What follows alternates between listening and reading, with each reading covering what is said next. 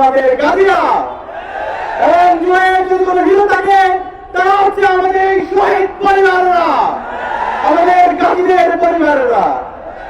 প্রিয় উপস্থিতি, গত 16 বছর ধরে খুনি হাসিনা এবং তার দোসররা ভারতের প্রেসক্রিপশনের মাধ্যমে আমাদের শিক্ষা ব্যবস্থাকে ধ্বংস করেছে, আমাদের বিচার বিভাগকে ধ্বংস করেছে, আমাদের সাধারণ বিভাগকে ধ্বংস করেছে, আমাদের দেশের সংস্কৃতিকে ধ্বংস করেছে, আমাদের দেশের সকল প্রতিষ্ঠানগুলোকে ভেঙে চুরমার করে দিয়েছে, আমাদের আমাদেরকে হত্যা করেছে।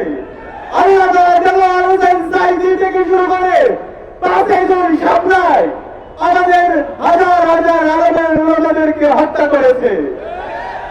5 জুলাই 36 জুলাই 2024 সালের জুলাই বিপ্লবের মাধ্যমে আমাদের শহীদদের আত্মত্যাগের মাধ্যমে আজকে আমরা নতুন বাংলাদেশ পেয়েছি।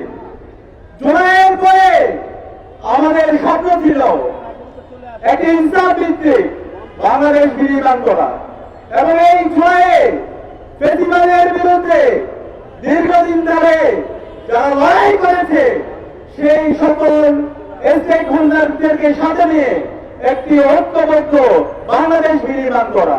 কিন্তু আমরা দেখতে পেয়েছি জুলাইয়ের কিছু ঠিকাদাররা সেই ঐক্যকে নিষ্ঠ করেছে। জুলাই যখন কারফিউ জারি করা হয়েছিল, ইন্টারনেট ব্ল্যাকআউট করা হয়েছিল, সেই সময় ঢাকার যাত্রাবাড়ি, মিরপুর, রামপুরা, বাড্ডাসহ সারা দেশে বিপ্লবী জনতা তার রাস্তায় নেমেছিল, তারা স্লোগান দিয়েছিল নারে তাকবীর, নারে তাকবীর, দিল্লি না ঢাকা, ঢাকা ঢাকা। তারা দিল্লির দাদাগিরির বিরুদ্ধে এবং আল্লাহর সার্বভৌমত্বের পক্ষে তারা স্লোগান দিয়েছিল, আজাদির পক্ষে স্লোগান দিয়েছিল। আমরা দেখতে পেয়েছি আমাদের যাত্রাবাড়িতে আমাদের কর্মী এবং আলিয়া মাদ্রাসার শত শত শিক্ষার্থী তারা শহীদ হয়েছে। তারা আমাদের শত শত শ্রমিকরা তারা জীবন দিয়েছে এবং 18 জুলাই দিনে ঢাকা বিশ্ববিদ্যালয় যখন বন্ধ ঘোষণা করা হয়, আমাদের প্রাইভেট বিশ্ববিদ্যালয়ের ভাই বোনরা আবু সাঈদের মতো তাদের হাতকে প্রসারিত করে তারা রাস্তায় নেমে তাদের জীবন দিয়েছিল এবং শহরের মধ্যবিত্ত শ্রেণী এবং এলিটরা তারা রাস্তায় নেমে এই ফেসিবাদের বিরুদ্ধে তারা তাদের জীবন উৎসর্গ করেছিল। কিন্তু এই 5 আগস্ট পরবর্তী আমরা দেখতে পেয়েছি এই জুলাইয়ের ঠিকাদাররা আমাদের আমাদেরকে তারা বঞ্চিত করেছে। আমাদের যারা প্রাইভেট বিশ্ববিদ্যালয়ের ভাই বোনরা ছিল তাদেরকে বিভিন্নভাবে বঞ্চিত করেছে এবং শহরের মধ্যবিত্ত শ্রেণী এবং তাদের যে মতামত দেওয়ার দরকার ছিল তাদেরকে বঞ্চিত করেছে এবং এর মাধ্যমে একটি অনৈক্য তৈরি হয়েছে এবং যে অন্তর্বর্তীকালীন সরকার গঠিত হয়েছে আজকে 9 মাস পরেও শহীদ পরিবারদেরকে সাথে নিয়ে শাহবাগে আমাদেরকে বিচারের দাবিতে নামতে হচ্ছে। এর চাইতে লজ্জা আর কি হতে পারে? অন্তর্বর্তীকালীন সরকারের উপদেষ্টাদেরকে বলতে চাই, আপনারা যদি দায়িত্ব পালন করতে না পারেন আপনারা পদত্যাগ করুন।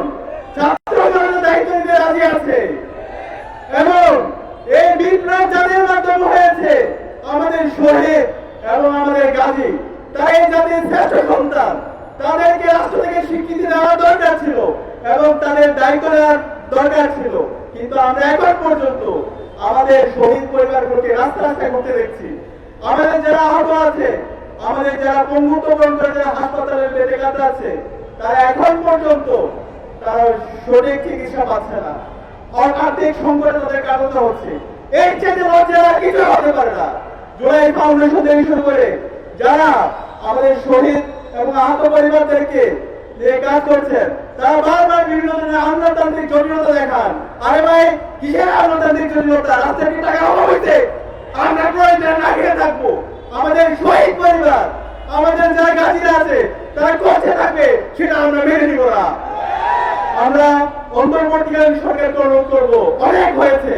আমাদের যে মেজর দাবি ছিল খুনি হাসিনা এবং তার দোসররা গত 16 বছরে বাংলাদেশে যে গণহত্যা চালিয়ে এসেছে এবং জুলাইয়ে যে গণহত্যা এবং শিশু হত্যা করেছে, এই প্রত্যেকটা হত্যাকাণ্ডের বিচার করতে হবে এবং আমাদের যে প্রতিষ্ঠানগুলো ভেঙে চুরমার হয়ে গেছে, সেই প্রতিষ্ঠানকে নতুন ভাবে রিফর্ম করতে হবে।